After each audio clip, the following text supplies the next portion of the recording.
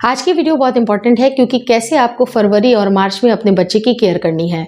ये ऐसा टाइम होता है जहां पर ठंड से लेके गर्मी का ट्रांजिशन हो रहा होता है और इस टाइम पे बच्चे काफी ज्यादा बीमार पड़ते हैं। आज की वीडियो में स्पेशल सारे टिप्स देने वाली हूँ। वीडियो काफी इंफॉर्मेटिव है, प्लीज शुरू से लेकर लास्ट तक जरूर देखिएगा। नमस्कार दोस्तों, मेरा नाम हर्षिता वर्मा है और आपका मेरे channel twins my world Baby care पे बहुत बहुत स्वागत है। अगर आपका बच्चा बिल्कुल छोटा है, 6 महीने से छोटा है, 6 महीने से बड़ा है, 1 साल, 2 साल, 3 साल, 4 साल का बच्चा है, तब भी आपको उनके लिए ये केयर करने की आवश्यकता है। और उस टाइम पे जब अगर गर्मियों से सर्दी का ट्रांजिशन हो रहा है या फिर सर्दियों से गर्मी का ट्रांजिशन हो रहा है, जिस तरह की अभी यानी कि फरवरी से मार्च वाला जो टाइम होता है, उस टाइम पे आपको कुछ बातों को ध्यान रखना बेहद जरूरी है।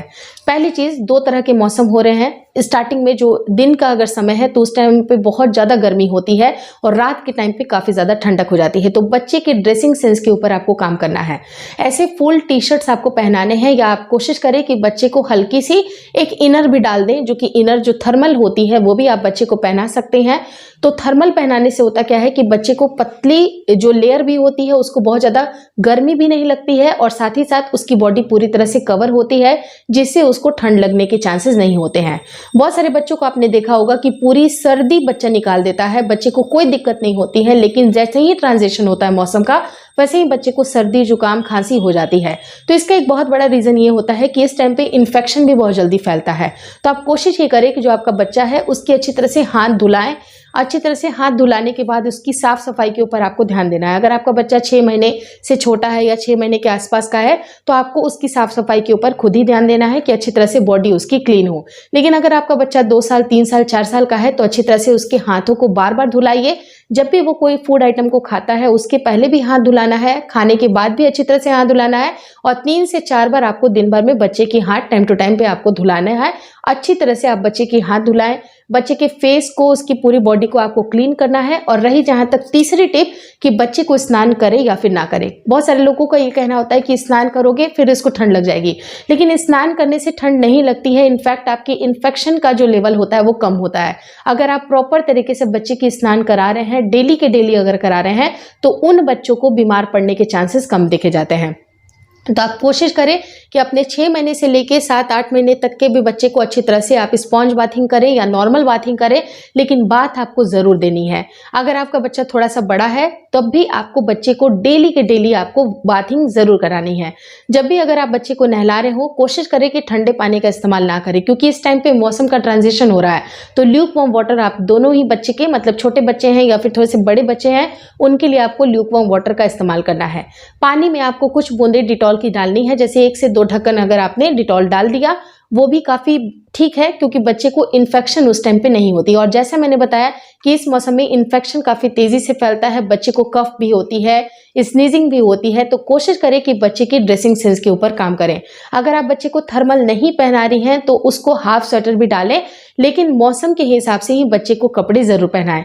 अगर तेज गर्मी है, बहुत ज्यादा धूप है, तो धूप में आप बच्चे को स्वेटर पहनाइएगा तो बहुत ज्यादा बच्चे को स्वेटिंग होगी, पसीना होगा। और जब पसीना होगा या बच्चा बहुत ज्यादा खेल कूद करके आता है और उस टाइम पे अगर वो नॉर्मल या ठंडा पानी पी लेता है, या फिर आप कोशिश करिए कि बच्चे को ल्यूकवार्म वाटर ही दीजिए, क्योंकि जब भी अगर आपका बच्चा प्यासा हो उस टाइम पे ल्यूकवार्म वाटर ही बच्चे के लिए हेल्प करता है। लेकिन जब भी बच्चा बहुत ज्यादा एक्सट्रीम अगर खेल के आता है, बहुत गर्मी में होता है, उस टाइम पे आप कोशिश करें कि थोड़ा रुक कर ही आप बच्चे को पानी दीजिएगा। जब आप रुक करके पानी दीजिएगा तो बच्चा सेटल्ड हो जाता है, बच्चे की जो गर्माहट है उस टाइम पे नॉर्मल हो रही होती है, तब जाके वो पानी आपके बच्चे को सूट करती है। लेकिन अगर आप तुरंत से पानी पिला दीजिएगा तो बच्चे को तुरंत से खांसी या सर्दी हो सकती है।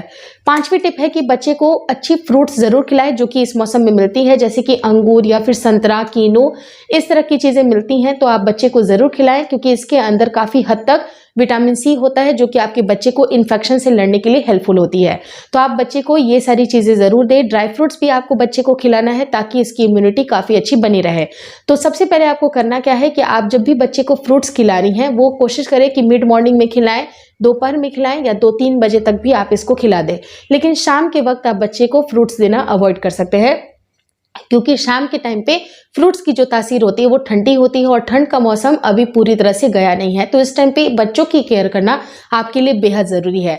मैं आपको यही बोलना चाहूँगी कि बच्चे को नॉर्मल जो भी आप भोजन देते हैं, गर्म भोजन दीजिए।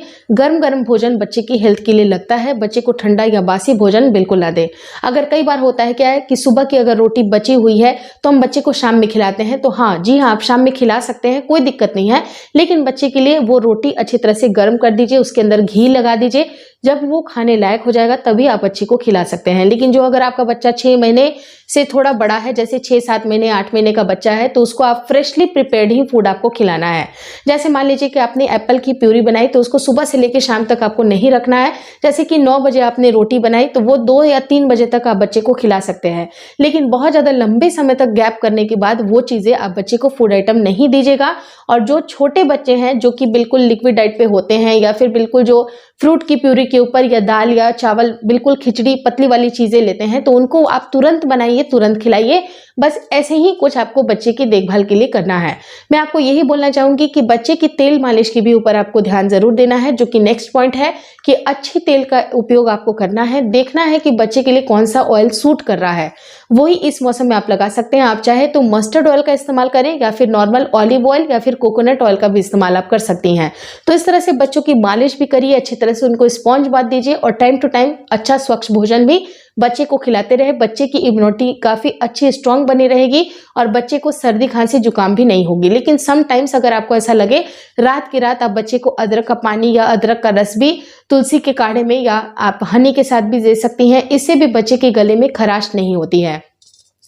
लेकिन अगर आपका बच्चा 6 महीने या 6 महीने से थोड़ा बड़ा है, तो उस टाइम पे आप कोशिश करें कि जब भी अगर आप रात में मसाज दे रही हैं, तो उस टाइम पे अदरक का भी रस आपको मस्टर्ड ऑयल में मिला लेना चाहिए, या फिर आपको कोकोनट ऑयल में भी, किसी भी ऑयल में आपको अदरक का रस या फिर जायफल को भी हल्का सा घिस करके उसकी अच्छी तरह से मालिश करनी चाहिए। क्योंकि अभी पूरी तरह से ठंड का मौसम नहीं गया है, और इसी टाइम पे माँ बाप को अच्छी तरह से बच्चे की केयर करने की आवश्यकता होती है। पूरी ठंड निकल गई, लेकिन लास्ट टाइम पे अगर आपने ध्यान नहीं दिया तो बच्चे को सीवियर सर्दी खांसी हो सकती है। होपफुली इस वीडियो में दी गई जानकारी आपको अच्छी लगी। अगर अच्छी लगी तो प्लीज लाइक कर दीजिएगा। चैनल पर नए हैं तो चैनल को जरूर शेयर और सब्सक्राइब करें। मुझे इंस्टाग्राम पे और फेसबुक का जो मेरा पेज है उसको लाइक और शेयर करना बिल्कुल ना भूलें। Thank you so much for watching twins by World Baby care.